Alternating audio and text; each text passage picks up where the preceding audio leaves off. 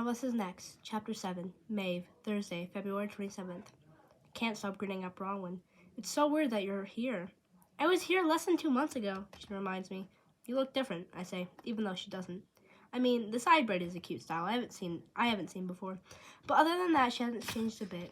She's even wearing her favorite ancient cashmere sweater. So old that she has to roll up its sleeve to hide how frayed the cuffs are. It's the rest of the world that seems brighter when she's around, I guess. Even the Chalkball special in Cafe Congo's blackboard wall look extra vibrant. Need to come home for grad school, okay? This distance thing isn't working for me. Me either, Rowan sighs. Turns out I'm a California girl at heart. Who knew? She dunks a spoon into her latte to redistribute the foam in thin layers. But you might not even be here if you go to school in Hawaii. Rowan, come on, we both know I'm not going to the University of Hawaii. I say, chasing my last bite of Apotehoda with a sip of water. My voice is light, casual, the kind of tone that says, I don't want to go there because I'm an island person, and not, I won't go there because I had another nosebleed this morning.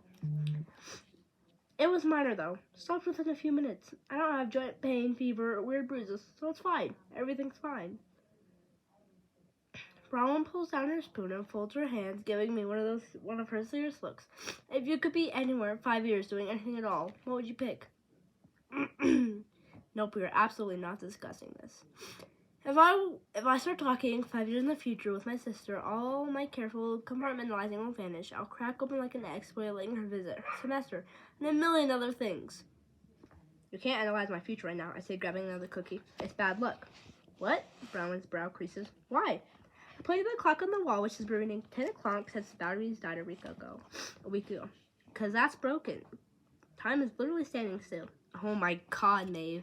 Bronwyn rolls her eyes. That's not even an actual superstition. It's just something you and Ita made up. She's just high, by the way.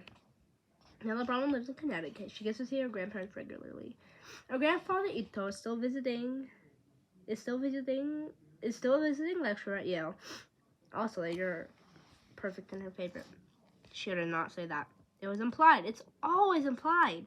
Sunday dinners with Ito and Ita are basically Maeve appreciation night. Bronwyn sips her coffee, looking pensive. So, if today is already bad luck, does that mean we can talk about me and Nate maybe being broken up for good this time? Bronwyn, what is with you guys? I shake my head as her mouth drops. Why can't you figure this out? Your entire relationship started from just talking on the phone, for crying out loud. Just do that for like 3 months at a time and you'll be fine. I don't know, she says unhappily, taking off her glasses and rubs her eyes. I brought her here straight from the airport and she's obviously a little jet-lagged after a cross-country flight. She's missing some classes to be here, which Dad isn't wild about. But Mom can't resist bringing Bronwyn home for an extra day when she visits. We're never in sync anymore, she says. When I'm feeling good about things, he's feeling like he's holding me back. She puts up finger quotes with a grimace. When he starts talking about what we should do over spring break, I wonder if I made a mistake last time I didn't go volunteer the trip I was interested in. And I think about him living in that house with all those roommates and the girls and out all the time. I get somebody else that makes me irrational, which is not like me. No, it's not. I agree. Plus, you live in the dorm, so same thing. I know, she sighs. It's just so much harder than I thought it would be. Everything I do or say feels wrong with him.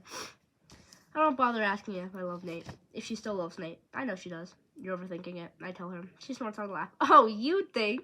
That'd be a first. Her phone vibrates on the table.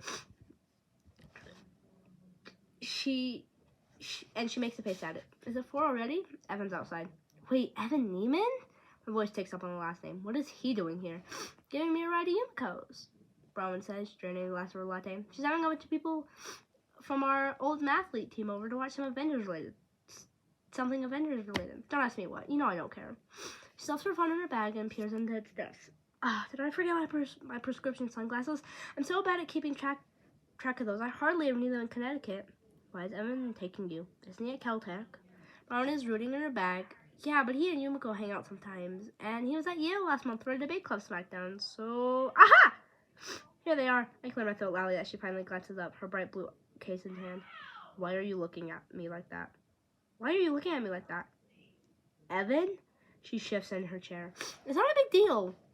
You're getting a ride from your ex after you just finished angsting about how you can't manage to make things work with your other ex. It's not a big deal. I fold my arms. For somebody so smart, my sister can be ridiculously naive. Come on, I spent half my life in a cancer ward, and even I know that's a bad idea. Evan and I are just friends who happened to date a long time ago, like you and Knox. No, it's not like me and not at all like me and Knox. That was mutual. You dumped Evan for Nate, and Evan moped about it the rest of senior year. He wrote poetry. Have you forgotten Kilns of Despair? Because I have not.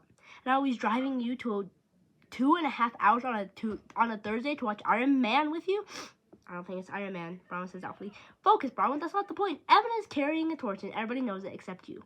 And Brandon feels salt shaker like it's her at her like it's covered in flames. But I'm spilling it and have to do the whole over-the-shoulder ritual. Bronwyn takes advantage of my distraction to get to her feet and crown me in a one-hour tongue. She's starting to look worried, but her ride is outside. I can practically see the wheels turning in her head as she calculates awkwardness. Quotient of backing out. Now, too high. I have to go. See you at home, she says. We'll be back before dinner. She loops her messenger bag over one shoulder and heads for the door. Make good choices, I call after her. That's from the cafe door as it shuts behind her. Phoebe is working today, her brow knit in concentration as she jots down an order from two beating-wearing hipsters. And since Sean Murdoch's infuriating Wing Zone Triumph, people have been acting like Bayview High Truth or Dare's hilarious new game. It texted out yesterday, some unknown. The new player has been contacted, TikTok. Now everyone is taking bets on who it is and what they'll choose. Given how the first 2 rounds have gone, I always favor the Dare. It's like everyone at Bayview High has forgotten that Simon was a real person who ended up suffering more than anyone from the way he used gossip as a weapon. But all you have to do is look at Phoebe's sad eyes and hollow cheeks to know that there's nothing funny about any of this. Pull my laptop out of my bag and open the new About That website where Sean's Wing Zone chicken photo is promptly displayed. There's a comment section below, and when people aren't congratulating Sean, they're speculating about the identity of unknown. It's Sinead Vergras, guys. She's finishing what Simon started. I don't buy that for 1 second. Simon's former best friend couldn't get out of Bayview fast enough when she graduated. She goes to law agency, I don't know, and I don't think she's been back once. Madman Matthias Schroeder, OBS. Simon himself, he's not dead, he just wanted to think he is. Have another browser tab and type anarchy SK, Simon's old username, into the search bar. I used to Google that name all the time back when I was trying to figure out who might have had it in for Simon. There are thousands of results, mostly from old news articles, run all the search to the past 24 hours. One link remains to a Reddit subforum with the words "Vengeance is mine" in the URL. Skin on the back of my neck starts to prickle. Simon used to post his revenge on a forum called Vengeance is Mine, but that was on 4chan. I should know. I spent hours reading through them before I sent the link to Macau Powers Investigate show. Macau ran the Spotlight series on Simon's death, and as soon as he covered the revenge forum, it got overrun with fake posts and rubberneckers. Eventually, the whole thing shut down. At least that's what I thought, and a half second before I clicked the link, the words, "He's not dead, he just wanted us to think he is," don't seem as far-fetched as they should. But the pages needed a break, except for a handful of posts. My teacher needs to be the BTFO, or I will kill him for real, Jellyfish. I almost pounded his face in today, little Jellyfish. Well, now you can't kill him. What did Anarch SK always tell us? Don't be so obvious. Dark is fine. Fuck that guy. He got caught. Jellyfish. The cafe door opens and Louis steps inside wearing a faded San Diego City college t-shirt and a backwards baseball cap over his dark hair. He spots me and does one of those chin jut things he and Cooper are always doing. Jock speak for, "Yeah, I see you, but I'm too cool to actually wave." Then to my surprise, he shifts course and heads away, dropping into Bronwyn's recently vacated seat. "What's up, Maeve?" "Oh, blood cell count, probably." "God, I'm fun." "Not much," I say, putting my laptop one side. "You come from class?" "Yup, accounting." Louis makes a wry face. "Not my favorite, but we can't spend every day in the kitchen, unfortunately. Louis is getting a hospitality degree so he can run his own restaurant one day, which is the kind of thing I never would have guessed when he was a big man on the Bayview campus. I just miss Bronwyn, I say, because I assume that's why he stuck at my table. Two of them aren't close, especially, but they hang out occasionally because of Cooper. She's at Hume Codes a few, and I draw off because the Venn diagram of Lewis and Bronwyn's social group overlaps and starts to end with Cooper. Pretty sure Lewis isn't planning on attending the Bayview Mathlete movie night. Cool. Lewis flashes a smile and stretches his legs out under the table.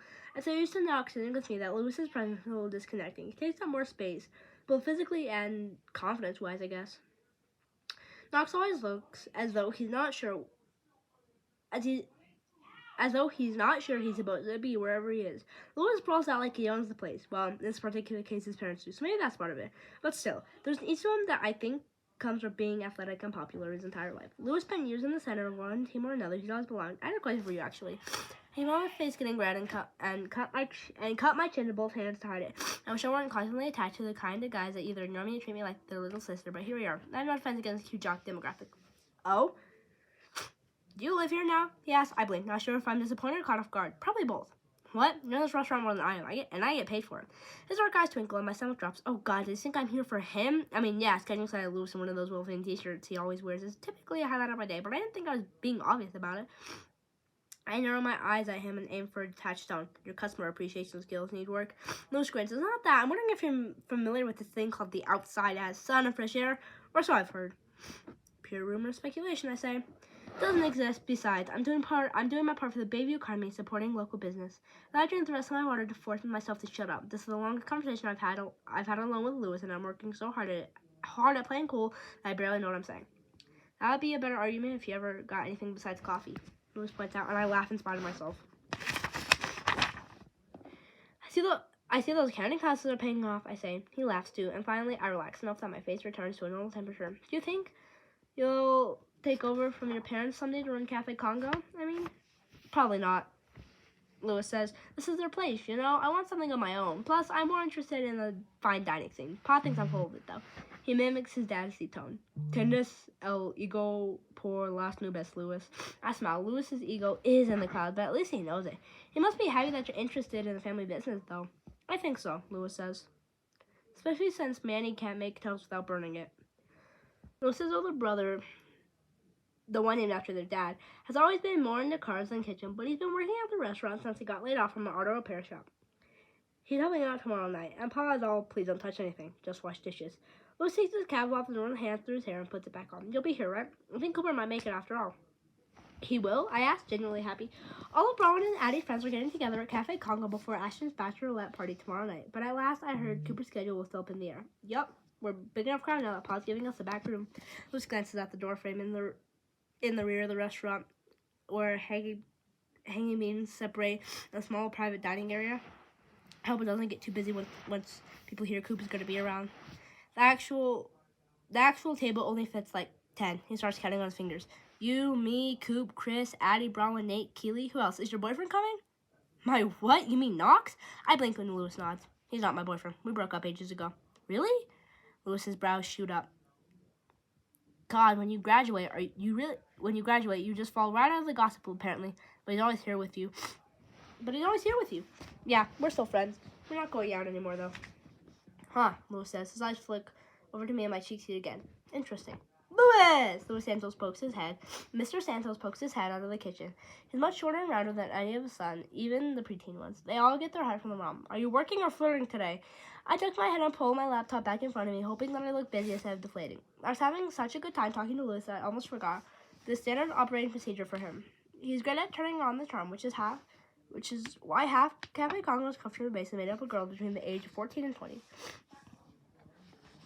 Lewis shrugs as he gets to his feet. I'm multitasking, Pa. Mr. Santos' eyes shift towards me. His eyebrows pulled together in an exaggerated concern. Is he bothering you, Mija? Say the word and I'll throw him out. I force a smile. He's just doing his job. Lewis pauses at the edge of the table, shooting me a look. I can't decipher. You want anything? Coffee? I'm good, thanks, I say. My smile is more of a grimace now, so I let it drop. I'll bring you some cookies, he says over his shoulder as he heads for the kitchen. Phoebe's passing by them when she pauses, losing an empty tray to watch Lewis's retreating back. Why did that sound dirty? She asked wonderingly. She kissed my foot and lowers her voice. He's so cute. You should make that happen. In my dreams, I mutter, turning my eyes to my computer screen. Then I let out a startled yelp of pain when Phoebe kissed me again harder. Ow! What was that for? For being dense, she says, dropping to the chair across from me. He's into you. Are you kidding? I gestured towards the kitchen door as though Lewis were standing there, even though he's not. I mean, look at him. Look at you, Phoebe says. Please don't tell me you're the one. Please don't tell me you're one of those pretty girls who insists she's not pretty. That's tired. You're hot. Own it. And you like him, right? You should let him know instead of getting all weird and frowny when he flirts with you. I'm not weird and frowny, I protest. Phoebe just tilts her head slowly. Phoebe just tilts her head slowly twisting a coppery curl around one finger until I add. Most of the time, besides, Lewis flirts with everyone. It doesn't mean anything. Phoebe shrugs. That's not my impression, and I'm pretty good at reading guys. It's a simple statement of a fact. But as soon as she says it, the whole mess about her and Emma's boyfriend pop into my head. I can't keep my eyes from widening reflectively. Phoebe bites her lips and looks away. Although I realize I have zero credibility in that department at the moment. So I'll let you back to whatever she says, pushing her chair away from the table. My hand is on her wrist before I realize quickly what I'm doing. No, wait, don't go. I'm sorry, I say quickly. I didn't mean to act judgy, but apparently I went frowny in lots of situations. She almost smiled, so I feel brave enough to add. Look, I know what this must feel like for you. I went through it with Bronwyn last year, so I'm a good listener if you ever want to talk sometime. Or even, just hang out and set our phones on fire. I'm really when Phoebe laughs. I don't have a lot of practice reaching out to people who haven't sought me out first, and I'm halfway kind of her to edge away and never talk to me again. I might take you up on that, she says. Then her face falls and she plucks with three straws on her apron. Emma's so mad at me. I keep trying to apologize, but she won't listen. I'm sorry, I say. Maybe you just need to give her a little more time. Phoebe nods gloomily. And I add, hope she's not mad at just you. I mean, you're not the only person involved. Her ex was too. Phoebe makes a face. I don't know if they've even talked since she found out. I don't dare ask. She cups her chin in one hand and gazes thoughtfully at the brightly colored mosaic tiles mounted on the wall next to us. I wish I knew how the whole thing got out in the first place. I mean, obviously Derek must have told someone, because I sure as hell didn't, but he lives in Laguna. He doesn't know anybody here. How'd you run into him then? After he and Emma broke up, I mean. Christmas party at Jules' house, Phoebe says. I raise my eyebrows and she asks, but Jules doesn't know him. Derek was there with her cousin. I don't think they even met that night. Okay. Okay, I say, filing the nugget of information away for future reference. There's one thing last year that taught me. If there's one thing that last year taught me, it's to be wary of coincidences. Well, here's something that might interest you. Hang on a sec. My laptop screen has gone dark.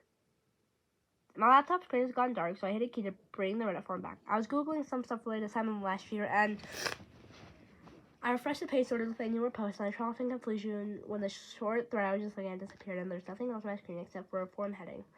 Wait, what happened? What? Phoebe asked, moving her chair so she can compare my laptop. Vengeance is mine? Why does that sound familiar? Same with the revenge form Simon Kelleher used to post on last year, except this one's in a different location, I frowned, tapping fingers on my chin. So weird. I was going to show you the thread that mentioned Simon, but it's gone. Did you try refreshing? Phoebe leans across from me to hit the arrow button next to the search bar. Yeah, and that's what made it disappear in the first place. It was... Is that it? Phoebe interrupts when 3 new posts pop up. No, I say, scanning the short lines. Those are new. True, jellyfish. He did get caught. But his inspiration lives on in Bayview. And right now, lives on in Bayview. And he'd fucking love the game I'm playing right now. Darkest Mind.